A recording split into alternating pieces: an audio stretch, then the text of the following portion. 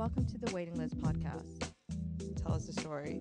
It's like many things you start building from scratch. And then I'm like, wait, I really do like watches because you've seen so many watches that makes you excited. I think I really do like watches. Yeah. I think it's a great way to see if you are a watch enthusiast. Okay, welcome back to the Waiting List podcast, co-hosted with the insatiable Long Long and the Chinese James Bond, Alex Lau. And if I had a license to kill, you'd be my first target. Dude, that's cheesy as fuck. Alex is just gonna get that out there, man. Just aggressive, a bit aggressive. Today our guest is someone that I'm sure many of our listeners know of, and certainly know of the establishment he works for. I had the fortune of meeting him during the Oris launch event of the Pro Pilot X in Shanghai. And from then we've kind of become friends. It's Cole Pennington from HODINKEE. So welcome, Cole. Hey there, pleasure to be here. Virtually, okay. Of course. Before we start the interview, I want to say thanks to everyone that's listening. It really makes us motivated to keep doing the episodes. Keep sending us feedback, whether it's through the Instagram or comments. You can find us at Shanghai Watch Gang or at Long Long Teng or alexlau.ar. Of course, you can also find us at the Waiting List podcast. It would also really help us if you guys could follow and subscribe on whichever platform you're listening and press the notifications on so you get to know when we drop the episodes. Right.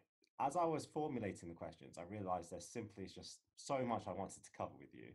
So I split the interview into two parts, with the first part mainly focusing on HODINKEE. So let's get into it.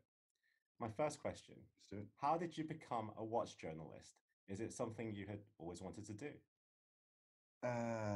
Is it something I always wanted to do? No, actually. I kind of fell into this job. I started off by doing research for myself, So we'll back up. I was living in Thailand and buying vintage watches from little stalls. Have you been to Bangkok before, by the way? No. Yeah. All right. So y'all ever heard of JJ Market? Chatuchak Market? Yeah.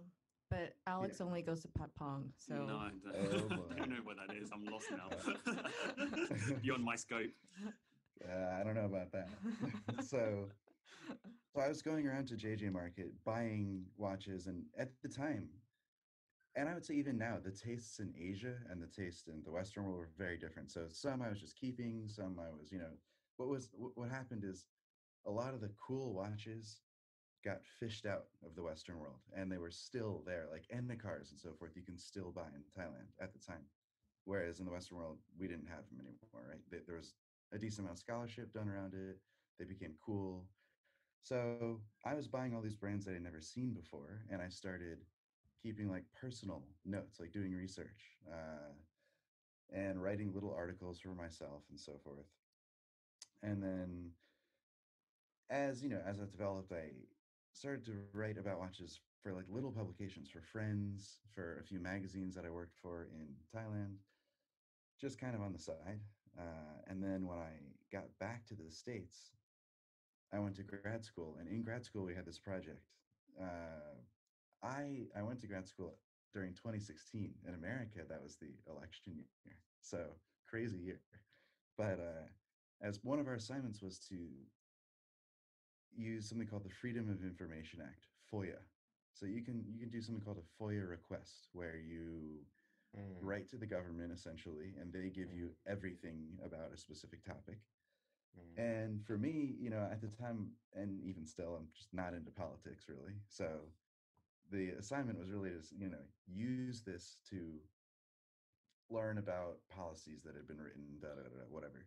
I thought, hey, why don't we use this to get pictures of previously unseen Apollo era stuff, NASA, military, whatever, government programs, Antarctica research programs, and look at the people in the pictures and see what they're wearing. Because this era, like 2000 more like 2010 to 2015, this was the time when, like, you remember Analog Shift? You guys follow them by any chance? Yeah, really good. Analog Shift is really good. Yeah, they're awesome. Yeah. So James, he was doing a lot of research. They made a lot of watches. So like the Rindt, Nina Rindt, they really made those watches by doing the research around and around them and finding the story. So my idea was, okay, the government has a bunch of cool documents.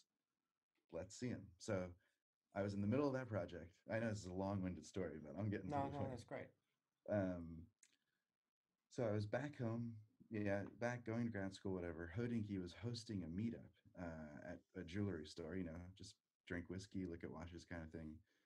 So I went up to Ben and kind of like low key pitched him the story and said, hey, I'm sitting on a bunch of documents and watches that haven't really been, like, nobody knows that, like, people make a huge deal. It was a massive deal when people discovered that the Pogue went to space, that Seiko chronograph, right? Right. Okay. Like it Yeah. became the second space watch and so forth. So I had kind of discovered a few watches that were also used in space that hadn't been written about yet, whatever. So I pitched him the story, and then he said, "Yeah, let's meet a few people, this, that, the other thing." And eventually, it turned into a job offer, actually.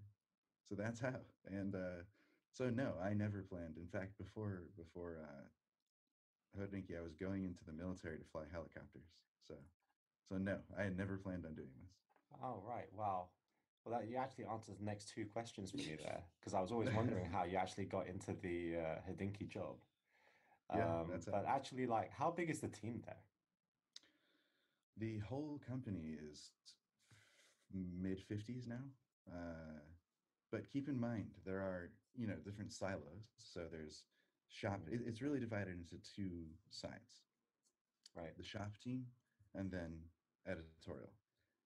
And editorial, it's me, James, Stephen, Jack, Danny Milton, John Buse, and then to a degree, Kara. She writes there as well.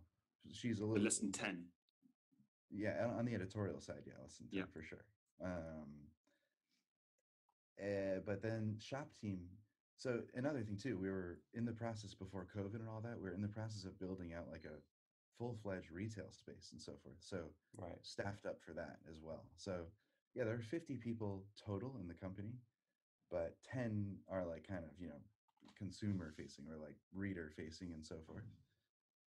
Maybe a little bit more than that, actually, more than 10, like because Ben is also facing folks and so forth. But yeah, ton of people behind the scenes make it work as well. What We about have like a social media team or anything like that? so Kara does that. She takes care of the social media. Also, we share those responsibilities as well. But there are teams that like you wouldn't even think about, like web development, and Yeah. there's a web dev team. There's a design team. There's a video team of 3 people. The video team also does the podcast, so 2 producers produce the podcast as well. There's an advertising uh, team as well. So there are a bunch of little units within that shop side. And on the edit side, it's just video and web. Oh, and the magazine too. So we produce a print magazine 4 times a year. So those duties are kind of split up between edit as well. So I think that's very interesting for a lot of the listeners, because when I was in Hong Kong, I spent a lot of time with Phillips Auction House, and you actually find, they work in a very nice building, and you've got literally probably 4 people which are client facing, and then the rest of the team are photography and video. But that team is pretty big, like, so you've actually got maybe 3 or 4 people that actually know about watches, and the rest are actually just supporting. I would say here's one thing about Hodinky. Like one of the web developers, Ryan, everyone knows a shit ton about watches. That's true. Right. Like that's great though, isn't it? Yeah, it is. Everybody cool. loves watches, and they're working in the watch industry rather than the watch industry where you got a lot of idiots that don't know anything about watches and trying to sell you watches, and Yeah, they don't really know what they're selling. You don't even know it's true. luxury. Yeah, it's totally true. I want to know, before you signed on to do the job, were you kind of set that, okay, for the rest of my life, or at least for the next year, I was just going to write about watches instead of like writing about cars and maybe other things you're interested in? So here's the deal with that. There's so much overlap. So like the first year that I was doing this, I've been there a little under 2 years now, I think. I went to Goodwood to watch the maiden voyage of the IWC Round the World flight. So there, okay, you can write the story, which is actually more about planes than watches. Mm. Then like went to Goodwood, the auto Goodwood revival. This Festival auto of Speed, right? I've been to Festival Speed, but Right. the revival is what I did a Oh. story on for HODINKEE. So because of the overlap, you really like, and you guys know this well. A watch is just a watch without a good story. So like Yeah. the story usually encompasses something else, right? The Yeah. story is never really about a watch. It's about a person. It's Mhm. about triumph. It's about Yeah. cars. It's about whatever. So going into this, did I say like, all right, I'm not going to write about anything else? No, I thought like going into this, I'll use the watch as a lens to look at other things. All right. And that kind of happened. That's cool. Yeah. Cool. Because I was reading this article. I think one time HODINKEE did an article regarding talking about a car, and there was a massive backlash and people giving really negative comments. And then basically Ben had to step up and just say, "All right, guys, just calm yourselves down." Basically, Is that another way So- of saying you wrote a negative comment? And you're saying other people wrote negative comments. That is kind of the shit you would pull. I want to apologize, but I'm a massive fan of cars, so I'm very open to car outlets all over the place. But you must have known that article as well, right, Cole? Good. Yeah. No, I actually don't know which one. Oh, We've done okay. a few. Okay. We've done a few pieces, but so like for instance, coming the last weekend, literally a few days ago, it's today, Thursday. It's like 4 or 5 days ago, I went to like a air-cooled 9/11. Porsche rally. Yeah. Yeah, 911. Yeah, I saw that on And your stories. Yeah. yeah, so while I was there, there we kind of spun up a story right then and there because there were a ton of very cool watches with super interesting stories right there between all the drivers. And the story will be simply like Watches and Wheels, which is a format that we kind of, yeah, and actually we did do Festival of Speed too. So between Revival, Festival Speed, we just do the kinship between automotive watches and tell a little story and throw up some great pictures. And so we will do that story soon too, hopefully. So when you did the Foyer article back when you was looking into NASA and the watches that were worn there, did you also do about the cars they had? Because most of the astronauts were driving Corvettes, I believe. Corvettes, yeah. So that was Yeah. a sponsored thing. So GM literally, that was a marketing move. But I will Right. tell you a cool story that I wrote for. You ever read Petrolicious? No, I haven't read this one. No. Yeah, I know that one. Yeah. All right. This is a good one. You should check it out for sure. Okay. Well, it's under new ownership now, so who knows the direction it's going. Alex, you're not a really car fan, mate. But back then there was something very cool, which this is a story you should check out if you find the Corvette story interesting. There was a Pontiac GTO that NASA bought secretly and took it to like a local speed shop and told them like, make this thing fast as hell. And this was all like on the side. And they used that GTO to actually tow a model of a lifting body design. So like the space shuttle doesn't necessarily have to use thrust to lift. The way lift is produced is unconventional in that. So to test that, they took this Pontiac GTO that they secretly built on the side and towed models of what then became the lifting body design of the space shuttle, decade or two later. But that was kind of a cool thing where NASA literally went to the private sector secretly and said, build me like underground street racers, like build me this car. And that was just a cool kind of story. Honestly, that So you vehicle. can Google that. I think it's out there. Yeah, how much torque must that thing have? It must be crazy. Putting a lot of weight. 500. Yeah. Okay. Yeah, Not too much. Not too much. What's really coming across actually in the I don't know how many minutes we've been talking about is I've interviewed many other journalists, but you see, you've mentioned that you were at Goodyear and then there was, it's about airplanes and now you're mentioning cars, and each time you've noticed a story about watches. But I'm not sure everybody else would have seen that there's a story there. Like there's a story to be told there. And you naturally have a very inquisitive nature, and not only that, but the drive to actually find out more about it. because people just stop at the first question and they think, I don't know the answer. And they actually focus on what the show is about, which is probably airplanes or cars. But you focusing on things. And do you think that ability is what makes a good journalist? The fact that you can see stories that need to be told and other people like floss over them.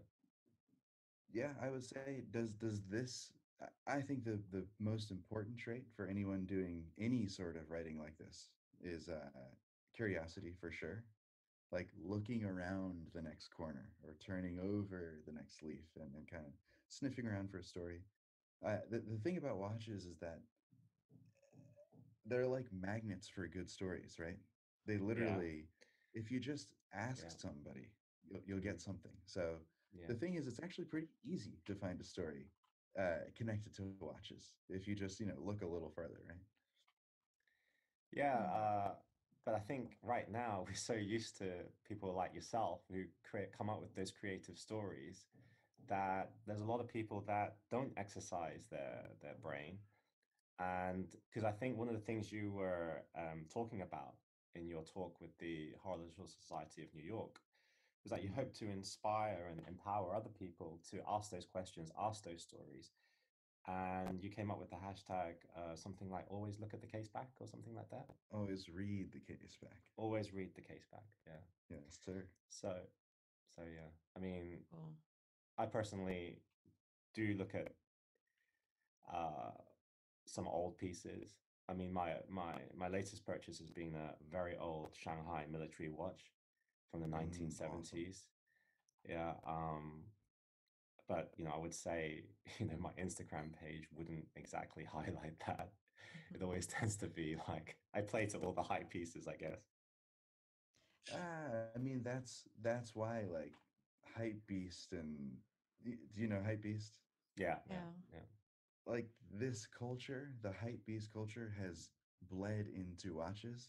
But I would say like the OG forum people, like old Purist Pro, Watchy Watch Pro Seek, site. whatever, Yeah. Watch Pro site, exactly. Like, all that stuff is way more focused on what we're talking about, not the hype beast model. That's like the next gen of really, who knows? Has social media ruined watches? Yeah, maybe to a degree, but there are a lot of people out there still their voice is just very quiet, right? Like you don't Yeah, really hear those people much, but there are plenty of folks really, in tune with the horological lore behind X, Y, and Z, or reading the case back or getting the history, but they're just not writing the articles that get a lot of hits, to be honest. You yeah, kind of need the eye yeah. candy before people start going deeper. Because I think majority of people, let's say they look at it on face value. I think even John Mayer was the same. He looked at something face value, then slowly, once he understood about watches, then he was like, do you know what? There's something really deep and meaningful about it. So I think it's just probably Yeah. a phase that most people have to go through. Well, it's also, actually, I would like to turn the tables here and talk about mainland China and Hong Kong, how it's happened. But in the States, at least, watches are now mainstream. Like the Supreme crowd knows what's up with the latest Rolex drops, where that would never happen, you know, 5 years ago or whatever. So like, there's an element of horology that has at least the mainstream audience or people paying Infiltrated. attention are now, yeah, exactly. They're now paying attention to watches. That's a relatively recent thing here. I would say StockX, Hypebeast, Supreme, crazy stuff. The effect of that, is it the same in Asia? Well, Asia is a broad category, but in your markets at least. well, yeah, I was going to say like Shanghai, mainland China is very different to Hong Kong. Hong Kong, Because yeah, in I know. Hong Kong, you don't have, well, in Hong Kong, you have all of the Western trappings of the social media, right? You don't have any of that social media footprint in mainland China, but you will have it in Hong Kong. So Hong Kongers are exposed to that side, plus the history of it being a colony. So I would say it's probably similar, but I mean, these two can probably better answer that. But in Shanghai, watches are, I wouldn't say, you don't see them everywhere, for a start. There are a lot of people here.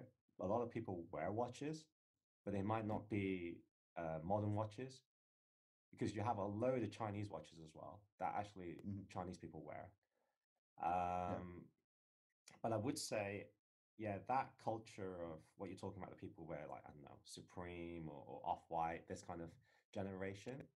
I Yeah. think what's, Are they interested in watches too, yeah, like because we what are? it is, I think, is that whole mentality is I need to show off I've got the latest thing and I'm like really with the in crowd, right? Mm, Um, but there's only so much you can do with clothing before you think because it's getting more expensive. But clothing can only reach a certain level of expensive a price, right. right? But then if you wear a watch, suddenly you can elevate what you're wearing even more.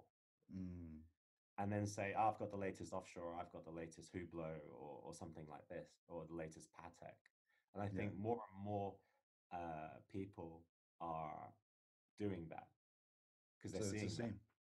There are Yeah, some but then universal eventually traits it's in going the to watch go world. to a point where I think generally in China is people that are buying watches, especially buying the nice watches. It isn't enough to say, I've got the money, look at me, I'm balling it out here because I've got the money, check me out. It's okay, you wear that. So do you actually know anything about what you're wearing?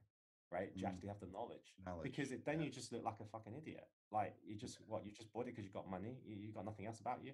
It's not enough now to have money because loads of people in China have money, right? Yeah. Yeah. Yeah. Yeah. A lot. But I think Yeah. So the majority of the Hong Kong people, it's still, I don't think they actually understand what they're buying, right? If you agreed. look at the latest auctions, like Philips is doing like the crossover stuff. So you have like luggages and pop art and then watches that are around the same price range, but they're just pushing out stuff that they think people are going to buy. So they put in a lot of hulks, subs, and everything that fall into that, okay, about 10K to 20K USD watches. And then people buy it because they think, okay, if I buy this Rimowa, I should probably be wearing this watch and I should probably hang this type of art at home instead of being like, with 20K, what can I buy?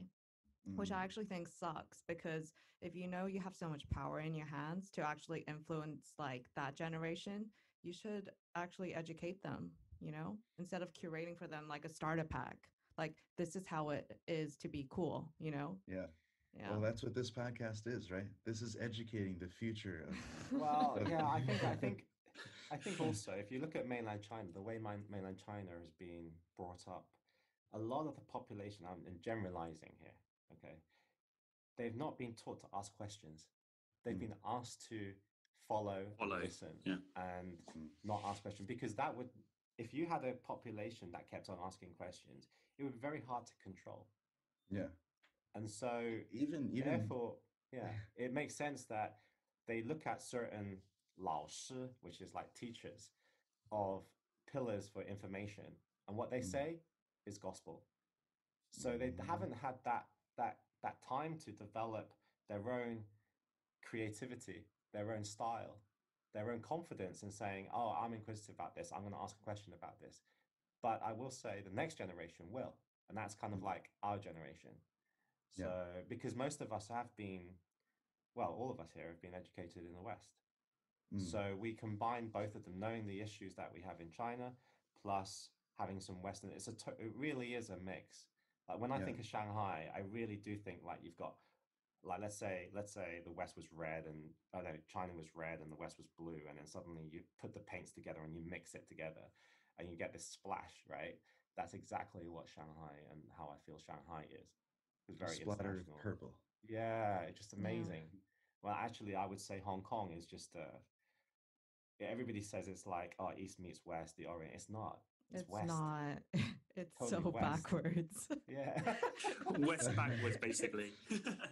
Yeah, no, Alex, you must agree, right? Yeah. And you know what? You know what's the other thing, which this is just a theory though. I feel like if you're Chinese and you go to dinner, say with 20 people, and then you buy a watch that you know is going down in value, that's not going to hold value, Mm, Mm. people are going to laugh at you and they're going to be like, what a dumbass. Unless you're shitting money, there's no, like, why would you make such a dumb decision? And people can be very, what is the word? Face I wouldn't say, value skeptic. yeah, well, not condescending, but they will make snide remarks Rude. like, yeah, rude. Like they'll be very direct. Like that's not a really smart choice. So I'm mm. not sure if that's the same in the US, but in Asia, you No, generally have to act savvy. You got to know what you're doing, kind of thing. Yeah. I think it's the opposite here, believe it or not. Like Mm-hmm. the guy or girl, of course, who goes and buys a watch which we know is going to lose value or whatever, they're baller as hell because they He's can the do proper that. baller. Well, that's what Yeah, it's like in that's exactly. what it's like in China. If you have the money and you buy, yeah, you are balling it out. You have to have the knowledge. Whether it falls cost of that is actually not that key. But in Hong Kong, it's really key. Like Mm. because they see the watch game as a way, forget the money side, of knowledge side is on an investment side. If I can demonstrate that I made money, didn't lose money, or I made more money than you, that gives them more brownie points than saying I bought a watch, I've got all this money, but I don't care. That not because So even the wealthy operate like that in Hong Kong. Like yeah, they really look at the investment value of the watch. so what's interesting to me is this mindset dictates what is popular. That's why, like, in Asia, blue chip brands are everything. Like, so for instance, maybe Jorn would have a difficult time rising in Asia until it rose in the West. The West made it cool. Then finally, it's a demonstrable investment. Now all of a sudden, it's That makes cool a in lot of Asia. sense. Yeah. Yeah. Like But That Rolex yeah. is, yeah. Yeah. So but oh, this is sorry to interrupt you, but this is something that the art people in the auction houses was saying. So whenever there's an emergent artist, they basically take the piece, they bring it to the West, do one round, and then bring it back to Asia. Same thing. and hype Yeah. it up a little bit, yeah, Yeah. to Yeah. demonstrate that this is cool. So you basically need some validation from the West to be like, this is worth buying. And then Asian people are like, yeah, all right. But in the Well, if you end, look at the sorry, if you look at the history of Shanghai and Hong Kong, they had a very strong Western influence, mhm, where Western culture was seen as very stylish. You look at 1930s Shanghai Art Deco, Mm, it's mhm, it's a very West driven. If you look at the Bund, the reason why the Bund is hot right now because it was made by the West, right? yeah, Like that was where the West stayed. Hong Kong, exactly the same. You had Peak, the British mid come in, levels, wherever they are. colonize. Yeah, it's all the West. So that also when the West came in, they had money. So everybody wanted to aspire to have that money. So you had to cozy up to the British, to the yeah. French. No, it's true though. No, this No, will be fun. No, no, you're right. Cole, we'll work with you, right? Get Hodinky to Yeah. talk about, let's say, a watch like, I know, IWC or something. Say that doesn't go up in 3 times in value, and then we bring it back here, and then we just make it happen. The We thing just is, kind of own that kind of manipulation of the market.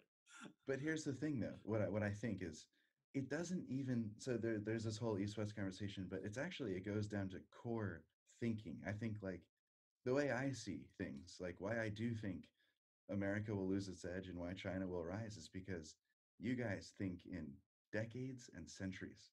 We think about the cool thing next week. mm, So that's the same way about buying watches. Like, you're buying watches that will increase in value over the long run, right? Where here it's about, like, I'm gonna go down to hang out with my boys and I want something no one else has. And then I don't care if, you know, 2, 3 weeks from now it's uncool anymore. So that, I think, really the reason blue chip brands are popular is because yes, you're demonstrating your knowledge and your business acumen and being savvy and investing, but really it's I'm thinking about decades from now as opposed to what's cool this season, you know? yeah, totally. This applies to everything, even like marriage. You're like, I'm gonna Mm. marry this girl. She's ugly as fuck, but she can cook and she looks like she can like have a lot of kids. So like, okay, that's like Asian people. Yeah, Good wife, good mother. Yeah. and in the Yeah. end, beauty fades. Cooking and cleaning does not. Nah, it does. I'm Yeah. kidding. I'm totally kidding. Yep. Right, I'm just going to bring it back to Hodinkee now. So, Sure. um, I wanted to ask like how it actually works there, but you kind of answered that slightly. But I wanted to take a particular example.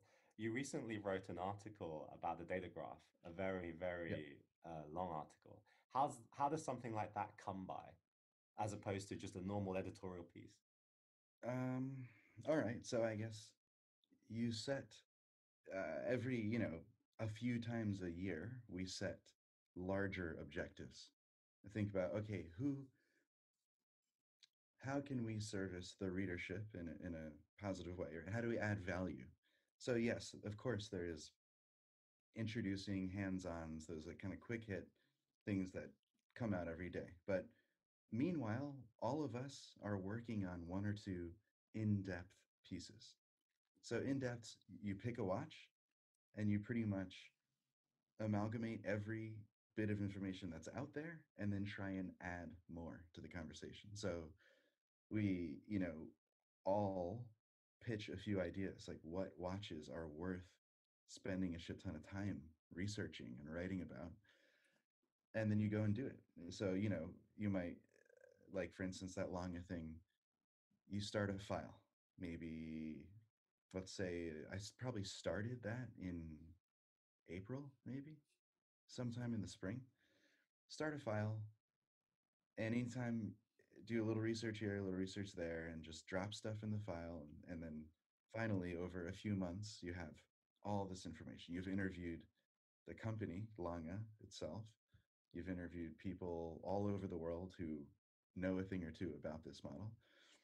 And then, over the course of a few months, you've built up a massive amount of information about this. Then you distill it down, write an article. So the objective for those is to really like bring new information to the market. Not to the market is a way, the wrong way to say it, but add value to the readership by doing original research and scholarship around the watch. So in that Longa piece, like there was a lot of stories and media that had never been seen before. So like I hit up Longa, Tony DeHaas, Mr. Schmidt himself. Like they went into the archives and they found pictures from Basel World back in the day and sent them to me. So that adds value to the readers because here's a bit of lore that you never knew about before that we can present. So just to make that clear, was that article sponsored by Langer? No, not at all. That was sponsored by Cole Pennington, right? Okay, right. Okay, no, I think it's very clear it's very important to clear that up because I think a lot of people would have thought that. No, I mean, number one, if you were to ask Longa, do you want to push the data graph? They'd be like, we don't need to push the data graph. Why would we ever pay someone to write an article about something that they're going to write an article about anyway, right? Because it's an important watch. No. So on HODINKEE, at least, advertising is clearly marked. Like, yeah, as an outsider, I guess, so coming from the inside, I know the way it works, and I can tell you for sure, the editorial stuff like that we don't even talk. There is sponsored content, but it's very clear, like the mood and tone. If you look at something called like The Seas Out East was a Tudor sponsored thing where like they took a bunch of watches to Montauk, wrote a little story about it, which is the Hamptons on Long Island. Like that, yes, that's paid for by a Tudor. But any in-depth piece on a watch that you see like that, no, that's not. That's just us. We get paid to write that, That's interesting because I think as Chinese, right? Yeah. The advertising rules are probably a lot more grey, and therefore you end up just questioning. Yeah, that's advertising. That's advertising. Because it's not clearly marked. They don't have that kind of journalistic responsibility. So well, I would say that's just question journalism. Everything. Well, yeah, I mean, we, constitutionally, it's super important for us to have free speech, all this, da da da da. So I think we forget about the East looking at the West. Like we internally will have a ton of scrutiny and criticism around if we did stuff like that, like didn't clearly mark things. It's just it wouldn't be cool. But you're right, like it's a totally different ballgame. And even still, we'll get plenty of criticism for even advertising to begin with, even if it's clearly marked. So yeah, Alex is always doing that. He says, "Oh, I'm going to give HODINKEE a ton of shit." Yeah, and then do you know what? Comes the interview, he doesn't say a single word. No, I apologize. Yeah. No. But no. I want to say for a moment. Yeah, but let's hear it. No, because first of all, when you did the interviews about the data graph, did you actually interview Daniel and Long? I did. No, yeah. He just made it up, Alex. Alex, you like, dumb or something? I just like, do you know what? Like, do you know what? Write an article about that randomly. But no, if you ask Daniel and Long, at least they've got like great exposure. You clearly didn't read the article because he actually mentioned Long. I apologize. I haven't. Yeah, and Andy Zhang as well. Alex, I At paid least send it to him. me. Exactly. How much did you guys pay him?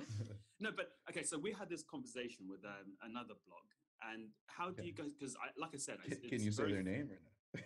I think so. Yeah, it's Ariel Adams. Okay, yeah. So basically, we understand the importance of making money. There's no point of doing HODINKEE if there's no profit to be made. But it's a very sensitive topic, I think, when you start, like you said, getting paid advertisements in the UK. But then how do you kind of siphon what is good and what is not? What is acceptable and what is not? Okay. Meaning in terms of Like reader what is perspective or no for HODINKEEs, like what is it, for yeah. example, just say a random watch brand comes to you and says, hey, look, I'll pay you a ton of money, can you just go out there? Of course your answer might say no, but if there's something potentially good to write about it, do you put that into consideration? So to be honest, and I know this is probably not the answer you want to hear, but Okay. I know nothing about it. Like Oh. no one comes to me. Like my job is very uh I have the blinders on. Like it's just write good shit. That's it. Like you do that, we'll take care of the rest. So there are other people. So we do have a team where brands will approach to advertise.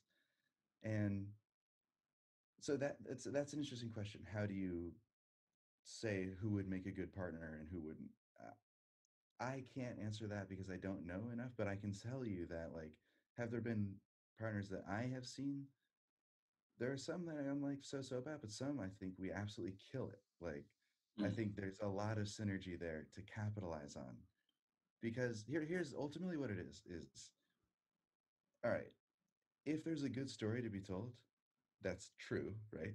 Not a made up story, but if there is a good true story to be told, it's worth telling either way. Like if that comes through in a sponsored content piece, then that's fine too. That's just decent sponsored content. But like I only really deal in editorial. So like it's pretty and they make it that way for a reason. They make sure that I don't have exposure to that, right? That side of the biz. Otherwise, people would be hitting me up left and right to try and, get stuff in, this and that. And I would, it wouldn't work well, work out for me. That actually happens though in China though. They approach the editors and they just Yeah. just give them a bit of money, like write about this because you need to make content anyway, right? So you might as well, and it's to be cheaper than actually approaching you officially. It wouldn't. It put it this way: I wouldn't do that, and I know Yeah. that sounds like I'm not virtue signaling in the least. Like I just wouldn't do that because it's not a good look. But B, it would not get through. Like it wouldn't pass. So the way things are is you write a story, it goes through copy edit, content edit, and general. You know who Joe Thompson is? No. He's a legend in the watch world in America at least and Switzerland. He's 74 years old. He's been to decades worth of Basel. He's reported on the industry. He was there for the quartz crisis. Like if you're talking OG watch rating, this is the guy. So he's the executive editor of HODINKEE. So he's the guy who sees like, does this pass the smell test? Like if something seems shady, he won't let it happen. So the answer is no one that it doesn't work that way. Like a brand can approach you directly. Nah. What here is one gray area that might be interesting. Let's say Omega is going through their archives or whoever, right? And they find something interesting that like seems like it might be of good value editorially. Will they say something? Yeah, they might. They might because it's it's an interesting story for us and them too, but it's purely editorial. No money, no favors, none of that. It's just more like this is a fascinating story, and we want to bring it to a platform where we know lots of people will actually read it, as opposed to somewhere where they might not read it. So You seem to basically explain a very clear infrastructure that exists within HODINKEE it's that super actually clear. promotes quality and standards. Do you think that may be one of the reasons why HODINKEE is such a success? And is it a similar model applied to other watch industry blogs out there? Like, why do you think HODINKEE has cut it above the other two or the others? There's probably like 5 or 6 actually. Why do you think that they are now leading? Well, I would say they're leading. Yeah, I would say that there's a few elements. So like a lot of things in life, it comes down to timing and luck, of course. Ben was one of the first people to really dig into vintage in a approachable way. Keep in mind, like when he started this thing, he was mid 20s, early Mm, 20s even, yeah. and was kind of doing it as a hobby because he was passionate about vintage watches. And before that, like if you wanted to learn about vintage watches, you would go to like Auction Time houses. Zone Oh, forums. yeah. Yeah. Either you go to auction houses, which you don't really participate. It's a one-way Mm. conversation. You listen, and that's it. And I would say the same way you have these kind of you're a little skeptical of HODINKEE, which fine, I get it. I am skeptical of auction Mm. houses. Mm. But so to answer the question, I think yeah, timing, luck, the right mood and tone, approaching things that are usually highfalutin and kind of like stuffy with a down to earth tone to a degree. And then also hiring the right people. Like, yeah, since I've come on, I've seen there's a new guy, Danny Milton. You should check out his work. I would say they're pretty good at identifying something no one else sees. Like, we pull a lot of people from outside the industry. So, like, people who love watches who don't come from the industry. Like the programming software team, they all came from like organizations you know about, like Facebook, whatever. The where else? Danny, the guy, the new writer, he was a lawyer before Mm. this, and they Mm. pulled him over. For me, I was kind of a weird story too. Like I wasn't really in watch industry or whatever. So I think that's actually part of the success. So I think one thing that happens that tend to happens is people jump around from blog to blog or whatever Mm. in the rest of the watch media sphere where you're not really adding any new voices to the mix. So that's part of why HODINKEE is successful because so our COO, Enery, he comes from GM, and he specifically is kind of the guy that made Cadillac cool again in America. 'Cause Cadillac was kind of suffering for a Mm. long time, Mm. and yeah, I wouldn't say a marketing genius, but he's proven his capabilities and so forth. And because he loved watches, the Mm. job at HODINKEE was attractive to him. So the right mix of people, the right tone, a little bit of luck, of course, and why hasn't anyone else? So it also takes, to be honest, it takes capital. You know, you can Mm. only get so far on wit and charm and so forth. Mm. Then you need a little injection of cash, and HODINKEE got that early on as well, and used it wisely and was smart about it, and this and also maintained quality as they grew. Right, so there's very high standards. So like I will say for sure, like I will get reamed out if I am making stupid spelling mistakes or if I don't fact check something. Like Mm. I'll hear about it, which I would say sometimes when I'm reading other things, I think, well, hey, how did this get published? Like, how did this, who did this not go through to make it to Mm. the web? So I would say that kind of is what separates it. But I will also say, like, some of the other blogs are absolutely killing it. Like, there's some amazing stuff out there. And even more so, there's now that, like we were talking about, watches are a little bit more mainstream. And obviously, the tools and access to information and tools to produce and disseminate information are more widely available. There are totally amateur things. There's a guy you should check out called The Ristorian. Um, he's just a guy who loves this and Mm. does that too. So and also another guy called Ka Timepieces. Horolonomics is his Instagram and his blog. He's an economist by day and just a watch Mhm. nerd by night, and he's putting out awesome content.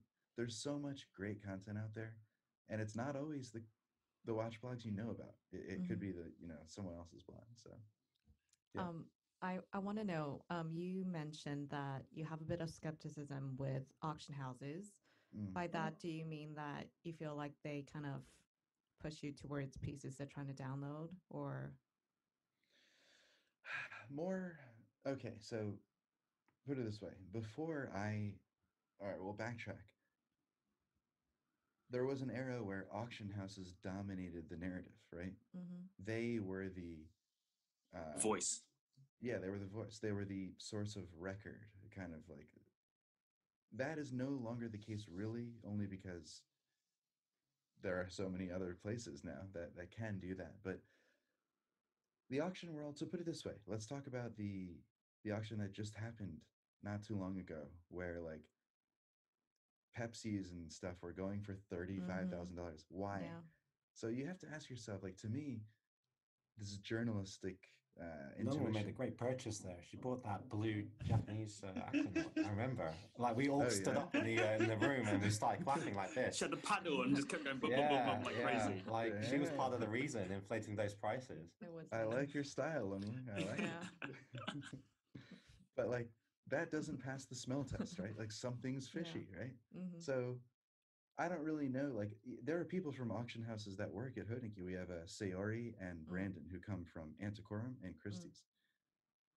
Great.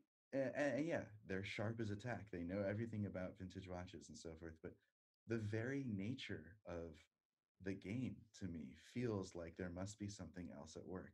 Do I know what it is? No, I don't. Of course not. Mm-hmm. But there's more forces at play than meet the eye, I would say. All You right. must I have was heard some thinking, stories from them. I've heard a story or two, but nothing, nothing that I yeah, can we all hear necessarily repeat. stories, but I mean, Exactly. you have to be able to fact check it. Yeah. Exactly. Alex wouldn't last a day in HODINKEE. Yeah, bullshit's too much. Shit's too I much. mean, I think we're reversing. I think Daniel should be there. It's like, You know get the Well, him actually, guy. in. I Yeah. was actually thinking about my answer, like to the question I just asked you about why Hodinkee kind of made it. And you did touch upon it about the whole vintage thing, is that you definitely own this vintage watch niche, Mm. and I guess many collectors, myself included, we all know that vintage watches is a complete minefield to navigate, especially when we talk about the history and the originality. And I feel that once Hodinkee kind of locked that down, as a reader, you feel like, okay, now you have the right to talk about all the other pieces. Because if you even know this, then all the other modern pieces, yeah, I won't even question it, right? Mm-hmm. So I don't think all the other kind of blogs really owned that niche. I mean, we can talk about as a Reliable brand, source. Yeah. it was very, very attractive. The way everything was laid out, it felt classy. It had that whole at the beginning, Mr. Porter look. He kind of looked very similar to Dinky. That was also, very, very kind of important, I think. But I do think it's because you own that vintage side, and that gave you the right to speak. Would you agree? I mean, would you guys agree? Yeah. Uh, well, I mean, I could speak for myself only, really, but I would say, to me, yeah, that is true. But keep in mind that most of the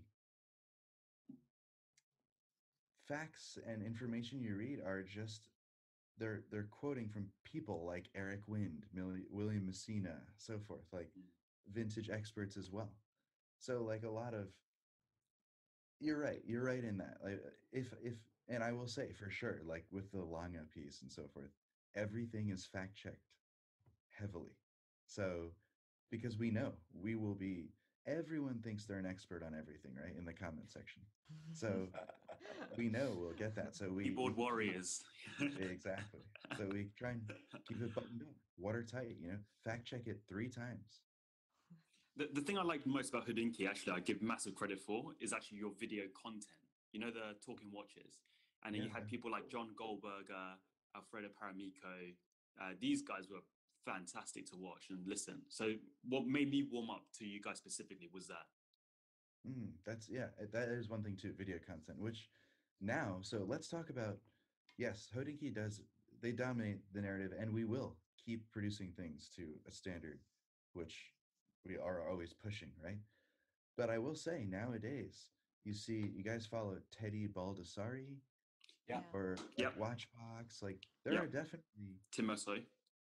yeah, there's folks on YouTube and doing video and Adrian Bark and Jack, right? Yep. Yeah. Crushing it on YouTube. So video is interesting because yes, Hodinkee was one of the early pioneers to really incorporate video to that degree. But that's professional. Now there's a whole league of amateur or pro am, right? Like amateur slash bordering on professional. Jenny L, do you follow her? She's Is awesome. it the girl with the accent? A Yeah, little bit German. of She's an got accent.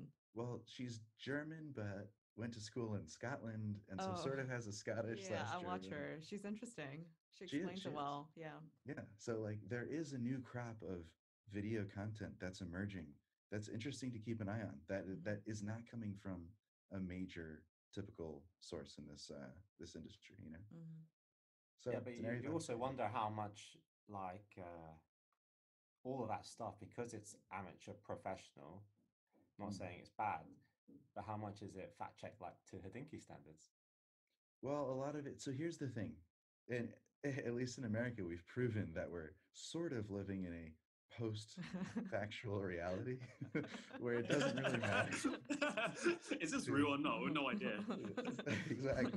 So, but a lot of what they're doing is content and analysis. So it's not really historical deep dives and stuff. That is actually, in my opinion, it's better for the written word. It's better as an article, right? Video is a better medium because you can see facial expressions. You can introduce comedy in a way that you can't in writing.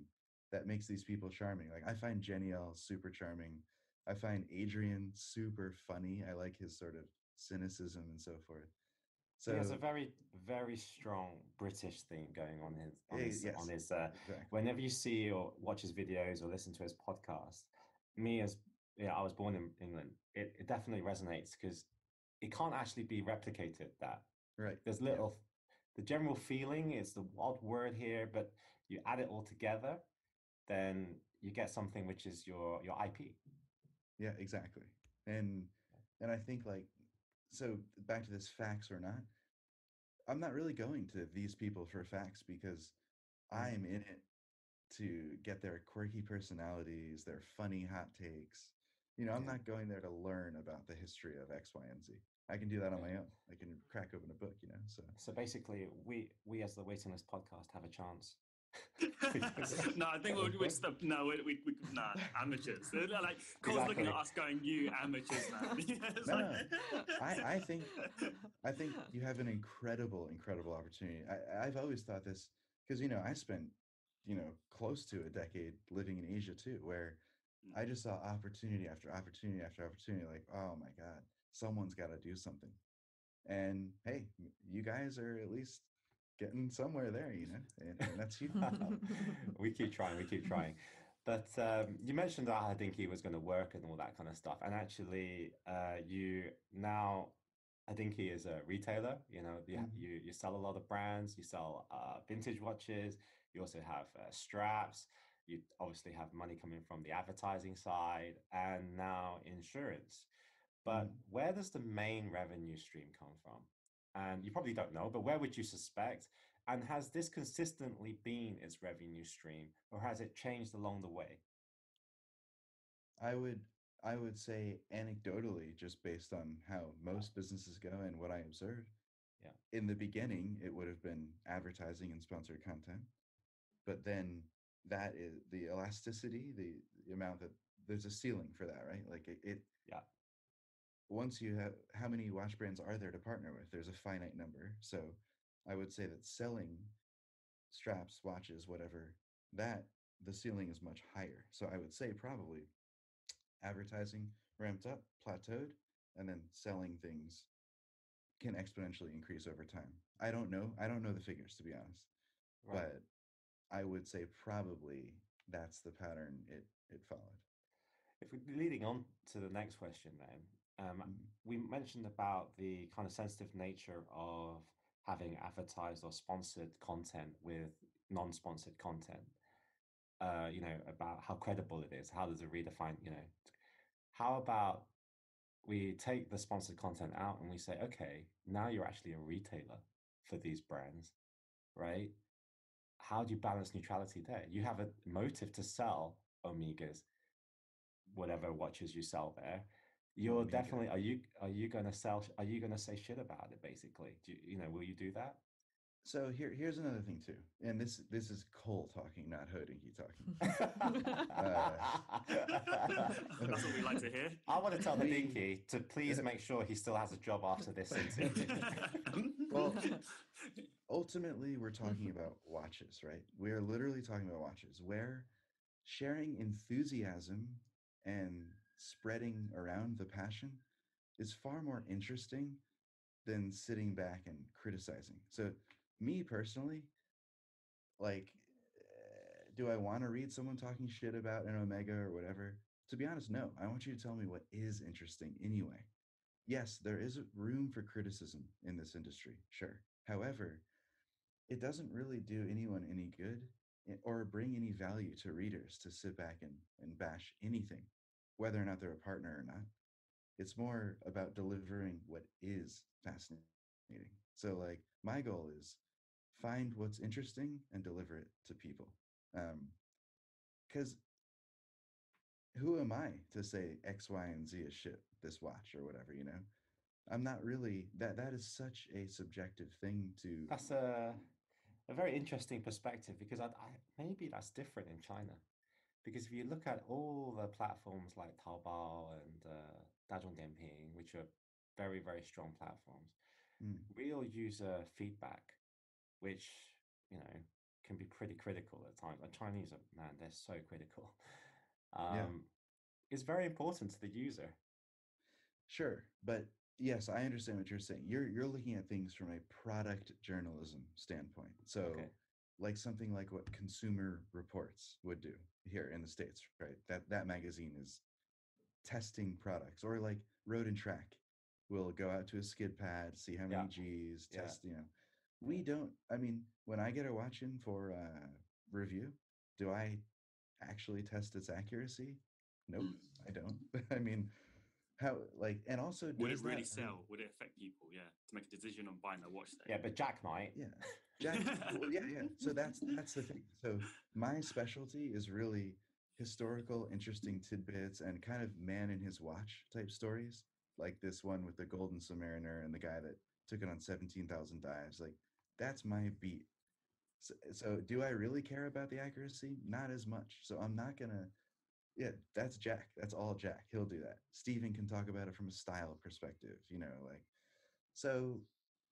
I would say the consumer reports type stuff is not really what we do anyway. We try and more celebrate the passion and interesting nature of watches. So, like, yeah, will we say how it feels on the wrist? Sure. I will say, like, some watches feel like hockey pucks on the wrist, and I'm not afraid to write that. We will write that, even if we sell them, right? That's fine too. Um, Some people but might like hockey pucks on their wrist. hey, some people might Yeah. like a lot more than that on their wrist. You never know. I think what we're trying to do is we're trying to find clarity when we're dealing with so much information. And what I mean by that, we've got like facts, you've got business, you've got opinions, you've got history, you've got story. And as the reader or someone who's involved in the watches, trying to siphon what is the right information you want can be very tricky. Fair. And the watches like they swivel around all these different areas. So trying to find something that fits to you is important. And the modern consumer has changed a lot in how they critique their purchase decision. So, you know, when we were a lot younger, we used to pick up a magazine, really not even think that this might be sponsored or whatever. And Right. now the question marks for the consumer are everywhere. Mm-hmm. You know, they're constantly asking questions. You're But yeah, I want to coming move after on me. anyway. Yeah, sure. There's one thing, I guess it again talks. I mean, we're really plugging HODINKEE because it's coming across as like the gold standard here. But Well, one thank thing that you. really marked. Okay, I've met you and Stephen in Yeah, Shanghai. I met you at yeah, the Oris event, and I met Stephen at the Bulgaria event. that's right. Yeah. Each Bulgari time, and Omega. These are such interesting pronunciations to me, by the way. But anyway, yeah. so I Mm. was like thinking. One thing really noticed is how professionally dressed both of you were.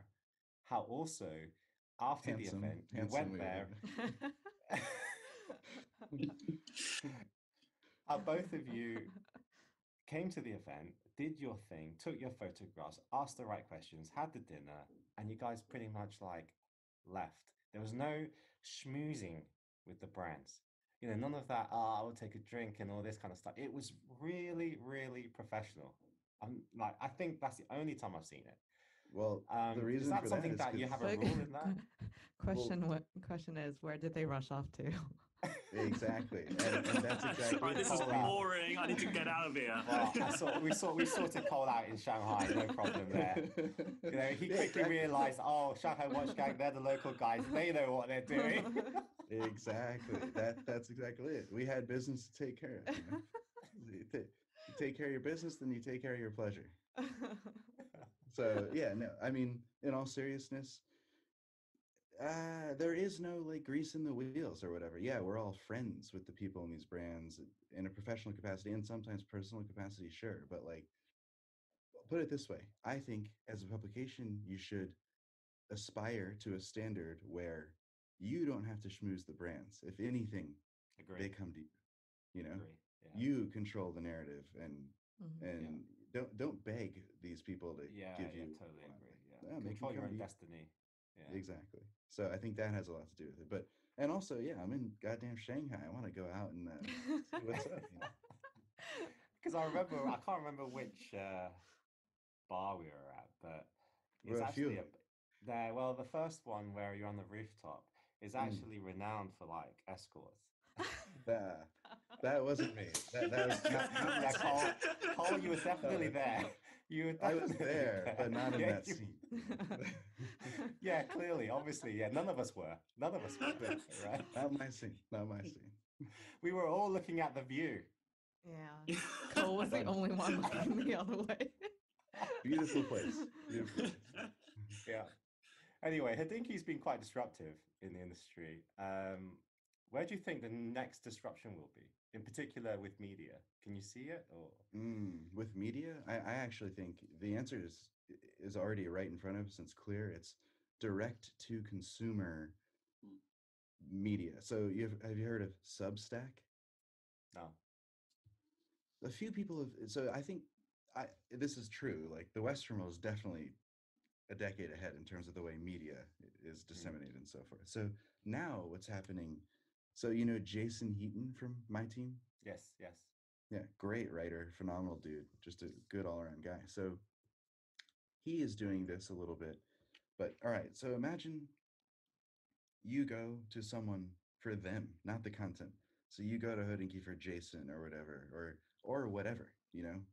He's a bit of a freelancer too. He's a editor at large, so he's not a staff writer. But now what you'll start seeing is imagine if you charge everyone $2 a month to get content direct from you. But now you have thousands of people paying $2 a month to get content from you only. So no publication. You're getting Daniel. If Daniel's going around the Chinese watch media circuit writing all these articles, and I love Daniel's stuff, why shouldn't he Thank just you. write? I do. It's great. So, Thank you. so, Thank you. I want to so use an example, but it's so shitty. Like I feel bad saying this, but say it. Put it it's a out bit there. it's a bit like you know the porn sites and you pay for the girls like the Uh, webcams, like you pay for just that person. OnlyFans. Yes. Yeah, It's the How do you same know exactly. thing, anything about right? that? Yes, it is Because of 'Cause how do 100% you the know same. anything about that? because of you. Thank you. I learn everything from you. Yeah, that's Right? exactly it. Yeah. So basically, now you're getting direct to consumer media. So you want to hear someone's totally unfiltered thoughts on something, Mm. you get it right from them, and it's fine because I'll pay $1 or $2, $5 a month to hear from somebody, and I'm not alone. Like hundreds of people feel that way, right? So this is the future of media. It's really cutting out That's the not that publication. different to what happens in, I think, more developed actually in China is the live Yeah. streaming. I was The gonna live say, streaming yeah. where people constantly pay gifts to be on that stream. Like they Yeah. That's pay right. ridiculous amounts I of know, money. yeah. These streamers, man, they make so much money that I'm Yeah. even thinking of using Long Long. You know, $2. We'll put her in front of a candlelit dinner.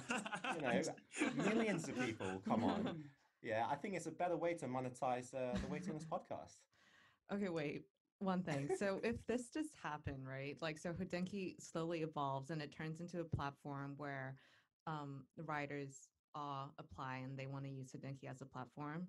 Doesn't that mean the whole business model changes? So you guys they will start to charge writers to be on their page. No. So like, it would never go in that direction, to be honest. Okay. Like, so here, I think what it is so for a good example is the Grey NATO podcast. You guys listen to that Mhm. ever? Yeah. So they were independent, then they came into the Hodinkee Yeah. ecosystem, and they're all the better for it because now you get tons of new listeners. Yeah. You get more exposure and also kind of the good graces of many brands. Now you're more trusted. Mm-hmm. So what I'm talking about is, so the HODINKEE doesn't necessarily fit into this direct to consumer model in any way. This is just more watch media in general. This is how it'll be disrupted. It'll be, you paying a few bucks to listen to X, Y, and Z, their thoughts, because you find them interesting, the Yeah. personality driven thing. Well, So in China, a lot of those live streamers are all backed by actually massive companies because it actually requires huge investment. So they will take about, I think, more than half of the profits that that's a lot. person generates. But the cards in their hands. To be honest, Right. you can make anybody good looking on live streaming because the amount of filters, the amount of photoshopping is again another level in China. Yeah. Just change the camera angle, filter, all that kind of stuff. Even the Deep ugliest fake. girl will look Mhm. really good. I mean, Yeah. I'm saying girls because girls are That- notoriously used for the method to make Eye candy, basically. Yeah. but yeah, Yeah. eye candy Yeah. and lonely single men to Yeah. part with their money. Yeah. You They have talk a about filter on shit. right now. Dan knows a Huh? lot about this because he's met a few girls, and it's just when he shows up, it's all with someone else. It's like a They're like, different damn, person. who is this Yeah. guy? So that's catfishing is what that's Yeah, called. catfishing. Oh, Yeah, catfishing. There you go. Yeah. Yeah, Yeah, happens. I got real. The last hook was really sharp on the last one. So but do you think Hodinkie's like launched in Japan? Will it ever Yeah. come to China? No. What is the situation with Japan? How does it work with Japan, and why will it not come to China then? China. So this is me talking. Do I know the truth? No, but I would say it came to Japan because it's the right fit. Japan is a perfect market for something like Hodinkee, like very nuanced, very like otaku already. It's kind of pre-programmed into the culture there, Tell and orientated. Yeah. yeah, exactly, yeah, and it's a partnership with Hearst, so Mm. it's not launching from ground zero, like building it from nothing. It's a partnership with Hearst already, which is a developed media conglomerate, right? So it makes sense. China, in my opinion, this is again my opinion, too difficult. Like, and I think you would hear this from any Western company who is trying to enter the market. It's just the way to do business. Like, what's this, Guangxi or Actually, your relationship, he's on it. Yeah, He's so, on it. Let's speak in the lingo. so like there's a lot to doing business, Right. a lot to building a brand, building a company. You know, I just think like I also, why would a bunch of foreigners come in there and do it? Why not start your own thing anyway, right? Like, in my Well, opinion, yeah, it would you be guys much would have a big stronger. problem with the Bull, Yeah, exactly. Like, which is the cultural propaganda department. Everything, all your stuff would be vetted first by them. So yeah. that's an extra layer, right? No, So that doesn't go out. better to be the best that we can be in markets that we're free to operate in, Mm. and capitalize on that, than try and do something fighting an uphill battle, right? And also, Yeah, I think it's a very good answer. Like, yeah, sensible answer. Yeah. and honestly, we want to leave some room for you to Yeah. All right. Yeah. All right. We buy all the watches All right, already it's anyway.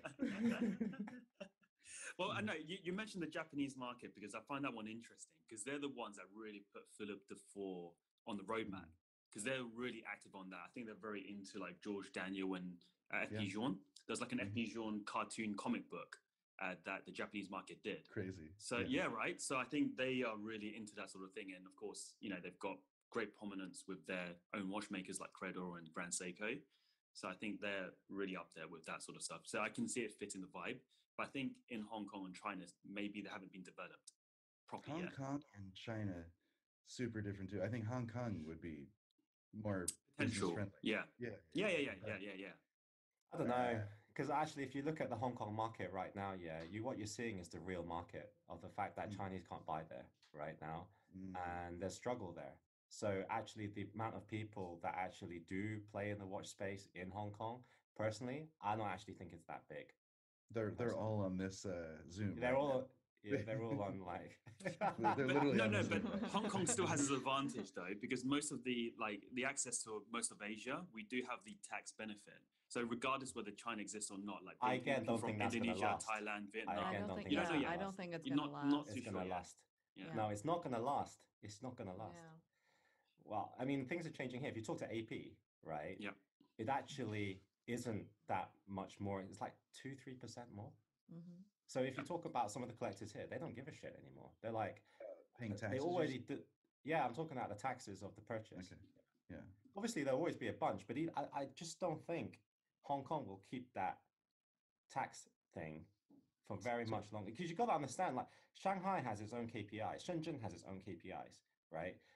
They want to take down Hong Kong, right? And it's actually in the best interest for China to take down Hong Kong. If take that, not take down Hong Kong, but Whoa. it's more This in the sounds a lot like, control. It's more in the control of China if it's in Shanghai, right? Yeah. So Daniel that's it Jinping. anyway. Wow, no, It's like, no. that's what it is, like dictatorship Daniel. You know? I make my own destiny. I get that. I get that. But I can't even be in the Communist Party anyway, so I don't hold a local passport. But right, let's round this up. Yep. What do you think the effects of COVID are in the watch industry in the short term and the long term? And how has it impacted HODINKEE? Okay, so how has it impacted HODINKEE? We'll start there. As a response, we set up a bunch of initiatives and carried those out. And now a lot of them are winding down. That's not to say COVID is winding down in states, but a lot of the objectives and initiatives that we set out to do, we did. So part of what I was responsible for when COVID started was a retailer spotlight series, which was designed to, there was a mandate you had to close, right? So literally people cannot come into your store anymore.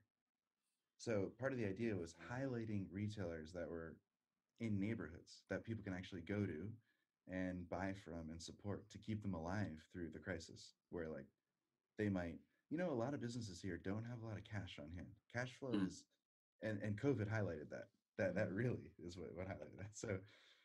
So a lot of retailers, had to shut down, like your mom and pop store in the middle of the country where people bought their first tag or whatever. So part of the initiative that we did was highlighting all those. So give them some time in the spotlight. That was my job. And everyone had something different. The shop, so this is touching on the second point, the sales of mid-priced watches and more value-oriented stuff, like I'm sure you've seen this new brand, Norcane, kind of a value-oriented brand. Norcane, Seiko, Oris, Zodiac. Yeah, Zodiac. Wow, there you go, coming through. Exactly. Like these are increasing and people are okay with a feel-good $1,000, $2,000 purchase. Interesting. But the super expensive stuff, so the super high-end stuff, a lot of the top tier folks are unaffected by COVID. But so that's the upper class, but upper middle class was affected, right? So they maybe held back and they didn't buy that whatever $10,000, $10,000 to $20,000 range stuff. So that mainly went the down. Richemont group, basically.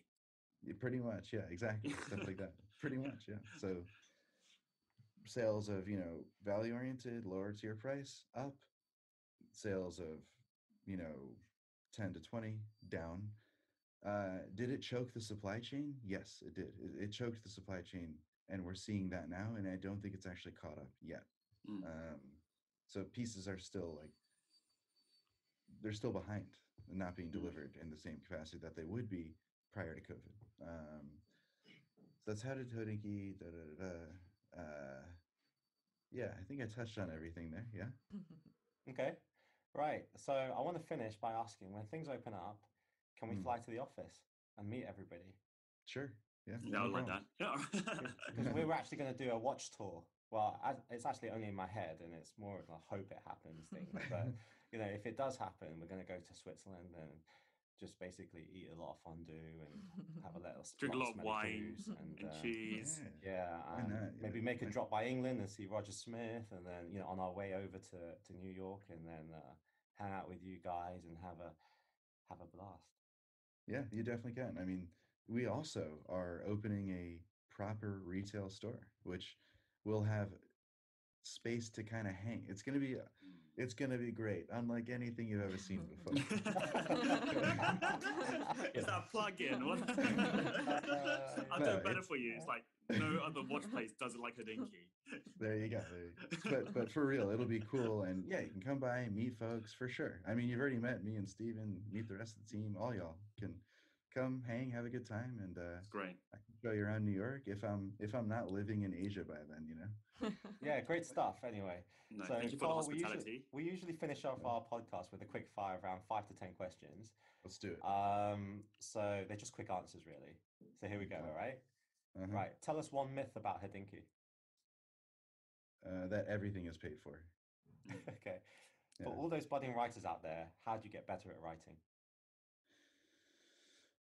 Find an area where people aren't writing about yet. Don't copy. Try and develop your own style. Good advice, I think. I Which love that. part of the job do you hate? Talking Mm, to us. no, I think the high exposure to burnout and taking what's normally a passion, and then when you add stress in, it could leave a bitter taste in your mouth. Like sometimes, like I'm not that excited about watches because I do it professionally. Okay, so this isn't a question that I had prepared. How do you avoid burnout then? Holiday. Yeah, and also just I think naturally there's some weird rhythm where like every time you get burned out, something comes along where you get stoked on again. Like a story I'm writing now, which is super cool. In 1975, there was a communist insurgency in Laos that China had a lot to do with, by the way. But basically, the Laotian royal family had to flee the country, right? They had to get out of there because the communists were taking over. The prince at the time swam across the Mekong River into Thailand wearing nothing but the clothes on his back, and he only took one thing with him, a Rolex. A watch. Yep. Oh.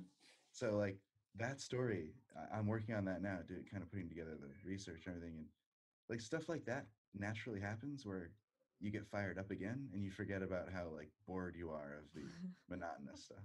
Yeah. Right. So All right, then next question. remember to cut that part out, right? Why is Right. that? No, I'm joking. I'm joking. We keep it in there. We keep it in there. How far can smartwatches go, and what is their potential? I'm the wrong guy to talk about smartwatches, to be I think honest. Steven's Like, the right guy, right? Steven is literally Tech guy. before HODINKEE, he reported was in on tech, Apple. yeah. Like he's an Apple expert. Like Yeah. I don't own a smartwatch. I don't really aspire to own a smartwatch. I'm the kind of guy who, if I could get away from the phone more, I would, even, to be honest. Okay. I'm an analog guy, not a digital guy, you know. Right. One watch that we should all check out. Ooh, interesting question. Photograph. Yeah, but that's like you'll check that out anyway.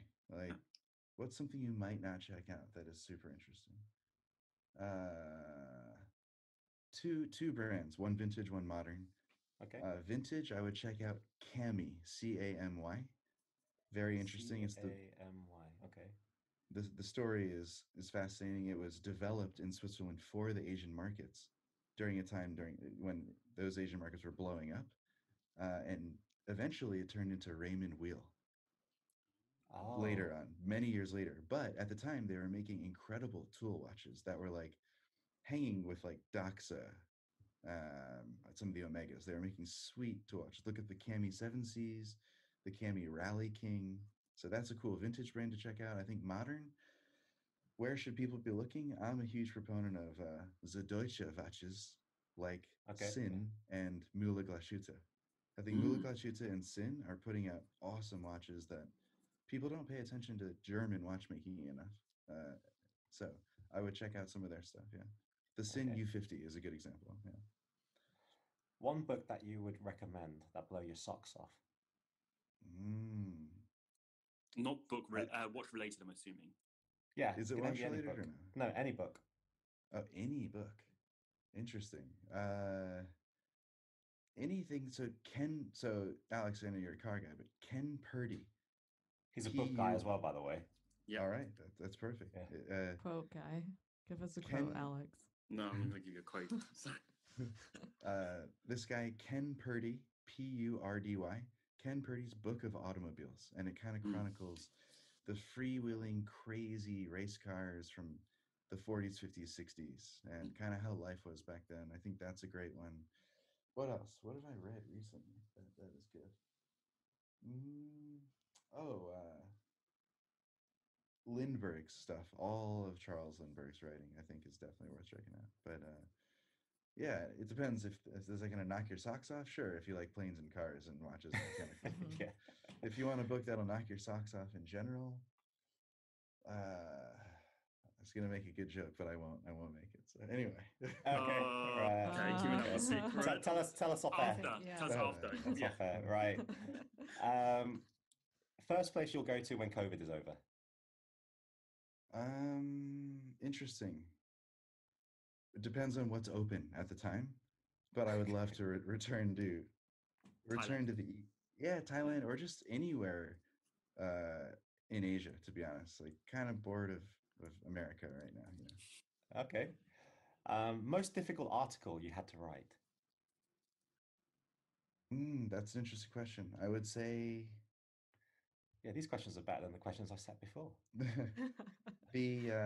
So the cover story of volume 5 of the magazine, The Watch That Came In From the Cold, which is about that also involves China and the guerrillas factions. Is Did you this read a that article? slow infiltration of the Chinese market by incorporating China into your articles? No. Or to curry favor to your move into China? 'Cause it sounds like it. Like, No, I know you don't do it for like a monetary benefit, but for political and for residents' benefit, maybe you consider it. Yeah, maybe. We should sign you on part-time as well to work with us. There you go. Get that visa.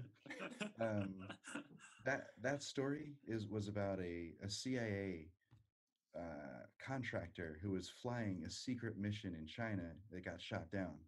And then the American government had to work with the Chinese government to get his remains. Among his remains was a Rolex. Oh.